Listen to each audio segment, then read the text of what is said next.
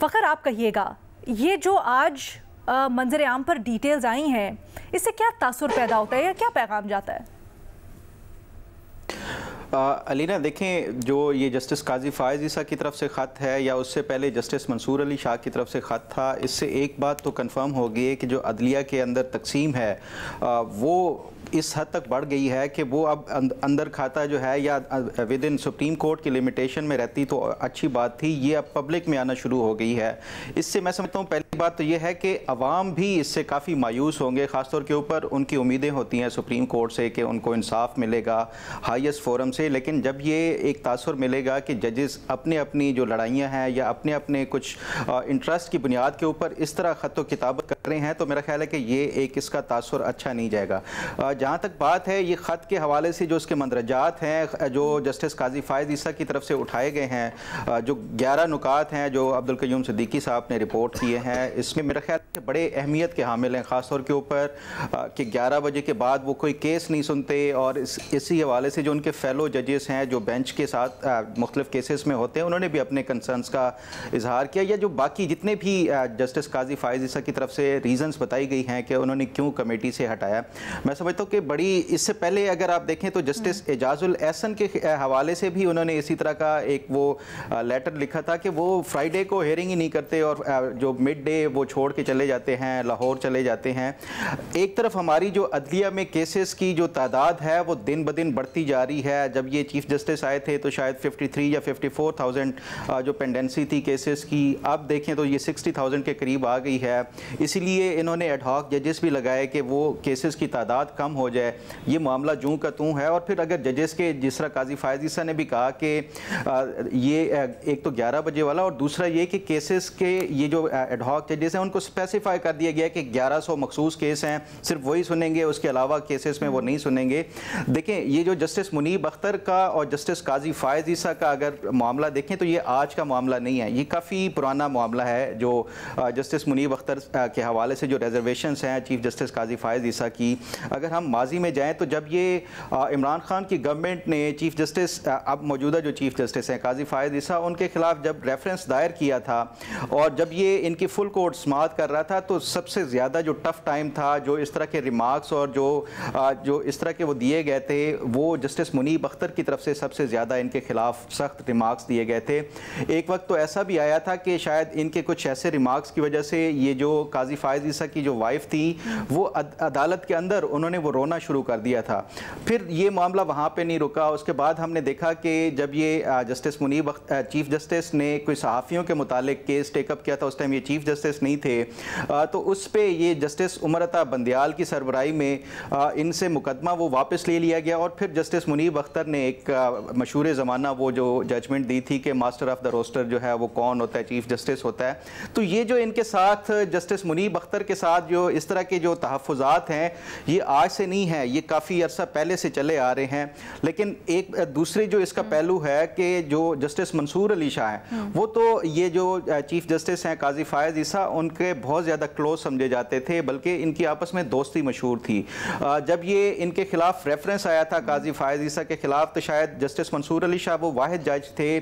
جنہوں نے سٹینڈ لیا اور یہ فرنٹ کے اوپر تھے باقی ججز کے ساتھ چیف جسٹس قاضی فائز عیسیٰ کو پروٹیکٹ کرنے کے حوالے سے۔ اس ٹائم جب یہ عمران خان گورنمنٹ کی طرف سے ریفرنس آیا تھا، اس کے بعد بھی اگر دیکھا جائے تو انہوں نے ہر معاملے کے اوپر چیف جسٹس کا ساتھ دیا۔ لیکن میں یہ سمجھتا ہوں کہ یہ جو موجودہ حکومت ہے ان کی طرف سے جو لا منسٹر نے یہ ایک اعلان کر دیا تھا پہلے ہی پری میچورلی کہ وہ کوئی آئینی ترمیم لانا چاہتے ہیں جس میں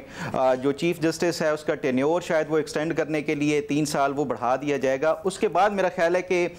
جو جسٹس منصور علی شاہ ہیں اور ان کے آپس میں جو ریزرویشنز ہیں وہ بڑھنا شروع ہو گئی۔ تو سوال یہ ہے کہ ایک طرف جو ہمارا میڈیا یا سیاسی جماعتیں ہیں وہ موجودہ چیف جسٹس کو اس حوالے سے کرٹیسائز کرتے ہیں کہ وہ شاید کسی کے ہاتھوں استعمال ہو رہے ہیں، شاید وہ اسٹیبلشمنٹ سے کوئی رابطے میں ہے یا استعمال ہو رہے ہیں، اور اپنے ٹینیور کو ایکسٹینڈ کرنے کے لیے یہ اس طرح کے جو فیصلے دیے جا رہے ہیں، چاہے وہ مخصوص نشستوں والا ہو یا بلے کے نشان والا، یہ ان کے اوپر الزامات لگائے جاتے ہیں۔ دوسری طرف جو ہے ہمیں پھر یہ بھی ڈیبیٹ کرنی چاہیے کہ جو دوسری سائڈ سے جو ہیں ججز ہیں وہ بھی تو اپنے ایک ٹینیور کو پروٹیکٹ کرنے کے لیے وہ بھی سارا اب اوپنلی آگے ہیں، اور یہ جو لڑائی ہے وہ کھلے عام جو لوگوں کے سامنے آگے. میں سمجھتا ہوں کہ اس سے عدلیہ کا جو ایک ساکھ ہے وہ اس سے بری طرح مجروح ہوگی.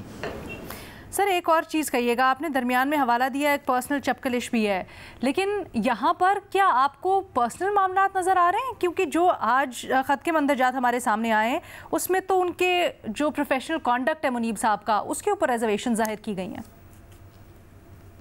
بالکل علینا، دیکھیں یہ اس میں یہ جو خط میں جو 11 ریزنز دی گئی ہیں اس میں کوئی بھی ایک پرسنل وہ نہیں ہے. اس میں جو انہوں نے پوائنٹ آؤٹ کیے ہیں تمام کے تمام یہ ایک پروفیشنل حوالے سے میں سمجھتا ہوں کہ بہت زیادہ امپورٹنٹ ہے. معاملہ کیا نا تو اس سے ایسا تاثر، میں صرف ایک کانٹیکسٹ بتانے کے لیے کہ یہ جو جسٹس منیب اختر کے حوالے سے یہ آج سے نہیں ہے. دیکھیں یہ جو آج جو قاضی فائز عیسیٰ صاحب نے یہ جو تمام جتنے 11 پوائنٹس اٹھائے ہیں نا، اس سے ایک چیز جو ایک کنفرم ہو رہی ہے یا ایک چیز جس سے ریفلیکٹ ہو رہی ہے وہ یہ ہے کہ جب عدلیہ کے اندر چیف جسٹس کا جو ٹینیور سرٹینٹی کا آپ پہلے سے آپ کو علم ہوتا ہے کہ یہ فلاں ڈیٹ کو یا فلاں ایئر جو ہے وہ فلاں جج چیف جسٹس بنے گا، تو اس کے بعد وہ چاہے دن کے 11 بجے عدالت اپنی بند کر کے وہ کیسز سننا بند کر دے یا پھر جو ہے وہ 3 بجے بند کر دے یا فرائیڈے کو چھٹی کر دے. تو یہ اس لیے میں سمجھتا ہوں کہ آئینی ترمیم ضروری ہے جس میں جو ٹینیور سرٹینٹی ہے اس کا وہ نہیں ہونا چاہیے. بھٹی صاحب آپ کہیے گا، آپ یہ جو آج ڈیٹیل سامنے آئی ہیں اور جو سارا معاملہ ہے بلکہ آپ کی اس کے اوپر کیا رائے ہے، کس طرح سے دیکھتے ہیں؟ آج تو کانڈکٹ کے اوپر سیریس سوال اٹھا دیے گئے ہیں ان کے. پہلی بات تو یہ میڈم شیخ کہ حکومت کو مبارک ہو، سپریم کورٹ کی تقسیم مزید گہری ہوتی جا رہی ہے، اور جب مسلم لیگ کی حکومت آئی ہے یا جب اگر آپ کو اس طرح کر لیں کہ جب سپریم کورٹ تقسیم ہوئی ہے، حسین اتفاق یہ ہے تب مسلم لیگ کی حکومت تھی، خواہ وہ سجاد علی شاہ نواز شریف صاحب کا دور ہو، خواہ وہ عمر عطا بندیال کا شہباز شریف صاحب کا دور ہو، اور خواہ آج کا دور ہو. اور پہلے دونوں ادوار میں حکومت نے فائدہ اٹھایا اس تقسیم کا، اور اب ایک مرتبہ پھر فائدہ اٹھانے کے لیے حکومت تیار ہے، تو حکومت کو مبارک ہو. دوسری بات میڈم شیخ، بہت سارے ایسے پوائنٹس ہیں جن میں وزن ہی کوئی نہیں ہے قاضی فائز عیسیٰ صاحب کے پوائنٹس میں. بالکل ٹھیک کہہ رہے ہیں، وہ ہو سکتا ہے ایسے ہی ہو کہ قانوناً آپ مطلب منصور علی شاہ نہیں پوچھ سکتے کہ کسے نامزد کرنا ہے انہیں اور کسے نہیں کرنا، اور یہ بھی مان لیتے ہیں کہ جسٹس یحییٰ آفریدی نے معذرت کر لی ہوگی تبھی انہوں نے جسٹس امین الدین کو چن لیا یا کمیٹی کا ممبر بنا لیا. لیکن جو وجوہات کچھ وہ بتا رہے ہیں ان میں مجھے عجیب و غریب وہ وجوہات لگی ہیں. پہلی وجہ جو انہوں نے بتائی کہ جسٹس منیب نے پریکٹس اینڈ پروسیجر قانون کی مخالفت کی تھی. تو کیا ہو گیا بھائی اگر مخالفت کی تھی؟ تو جب قانون بن گیا کیا تب وہ اس کمیٹی میں نہیں بیٹھے تھے کہ میں اس کی مخالفت کرتا ہوں، میں اس میں نہیں بیٹھنا چاہتا، یا یہ میری مرضی کے خلاف بن گئی ہے؟ اگر ایسا ہے تو پھر تو نکال دینا چاہیے تھا. وہ اس کمیٹی میں بیٹھتے رہے، حصہ لیتے رہے، مطلب قانون بننے سے پہلے اگر وہ مخالف تھے تو قانون بننے کے بعد وہ اس کمیٹی کے ممبر تھے اور انہوں نے اس میں بیٹھتے رہے اور فیصلے کرتے رہے. اور پھر اس وجہ سے کمیٹی سے نکالنا کہ وہ جب قانون بن رہا تھا تو وہ اس کے مخالف تھے، اس کی مجھے کوئی سمجھ نہیں آئی. پھر سینئر ججز سے ان کا رویہ غیر شائستہ اور انتہائی سخت تھا. چیف جسٹس فرما رہے ہیں جسٹس منیب کا رویہ ٹھیک نہیں تھا. اس بنیاد پر کسی کو کمیٹی سے نکالنا کہ اس کا رویہ سخت ہے، تو اس حوالے سے تو پھر چیف جسٹس صاحب سمیت کئی ججز پہ یہ بات لگائی جا سکتی ہے کہ ان کا رویہ سخت ہوتا ہے سماعت کے دوران یا جب وہ بات چیت کر رہے ہوتے ہیں اس دوران. تو کیا اس وجہ سے لوگوں کو عہدوں سے ہٹا دینا چاہیے یا ان سے عہدے لے لینے چاہیے؟ اس کی بھی مجھے کوئی سمجھ نہیں آئی. پھر آگے وہ کہتے ہیں کہ جسٹس منیب تعطیلات کے دوران عدالت کا کام کرنے کے لیے دستیاب نہیں تھے. حیرت ہے بھائی، تعطیلات کام کرنے کے لیے ہوتی ہیں. تعطیلات کے دوران اگر 2 مہینے کی جب یہ ویڈیو لنک پر جسٹس منیب تھے، جسٹس منصور علی شاہ اور چیف جسٹس اسلام آباد میں تھے اور یہ جسٹس منیب غالباً کراچی میں تھے، تو اس وقت بھی یہ بات ہوئی تھی اور جسٹس منیب نے کہا تھا کہ 2 مہینے کی چھٹیاں پہلے ہی 1 مہینے میں کر دی گئی ہیں اور اب ہم فیملی کے ساتھ ہیں تو لہٰذا ہمیں چھٹیاں گزارنے دی دی، اور ہاں اگر آپ ختم کر دینا چاہتے ہیں تو ہم آ جاتے ہیں. تو مجھے یہ سمجھ نہیں آئی کہ کون ہے بندہ جو چھٹیوں پر ہو اور کام کر رہا ہو دفتر کا. اچھا، پھر ایک طرف وہ کہتے ہیں کہ وہ تعطیلات کے دوران کام نہیں کیا کرتے تھے، اور دوسری طرف وہ کہہ رہے ہیں کہ پھر بھی کمیٹی میٹنگز میں شرکت پر اصرار کرتے تھے، اور اس بات کو لے کر وہ کہہ رہے ہیں کہ سینئر جج یحییٰ آفریدی پر ان کا عدم اعتماد ظاہر کرتا ہے۔ یعنی ایک طرف جو ان کا مائنس پوائنٹ ہے، اگلی طرف وہی ان کا پلس پوائنٹ ہے، اور اگلی طرف وہی یحییٰ آفریدی صاحب پر بات لے آتے ہیں۔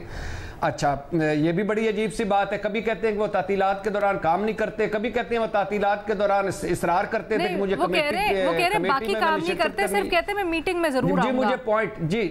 تو ضرور کی ٹھیک کرتے تھے، بالکل ٹھیک کرتے تھے، آتے تو تھے نا میٹنگز میں، آنا چاہتے تھے، آنا چاہیے ان کو۔ یہ کیا ہوا کہ یحییٰ آفریدی صاحب پر ان کا عدم اعتماد تھا؟ کیوں بھائی؟ وہ کمیٹی کے ممبر تھے، اگر وہ سمجھتے تھے کہ مجھے شامل ہونا چاہیے تو ان کو شامل ہونا چاہیے تھا، اس سے یحییٰ آفریدی صاحب پہ کون سا عدم اعتماد ہو گیا؟ اچھا، پھر آگے فرمایا جاتا ہے کہ جسٹس منیب نے اپنے سینئر ججوں مطلب ایڈاک ججز کا احترام نہ کیا۔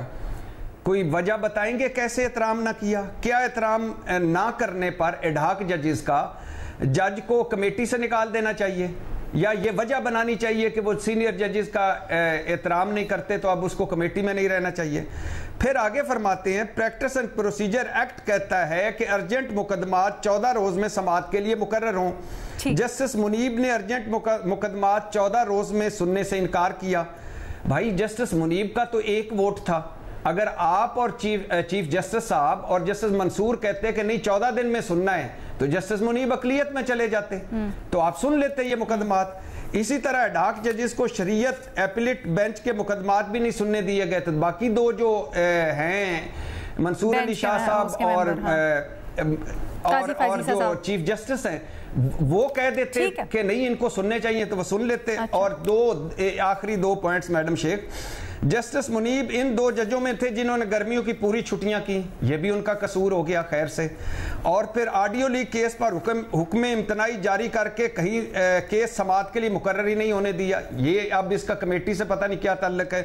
اور 11 بجے کے بعد وہ کوئی کیس نہیں سنتے تو کمیٹی سے نکالنے کے بعد اب وہ 11 بجے کے بعد بیٹھا کریں گے؟ کیا گارنٹی ہے آپ کے پاس؟ اور پھر آخری بات میڈم شیخ،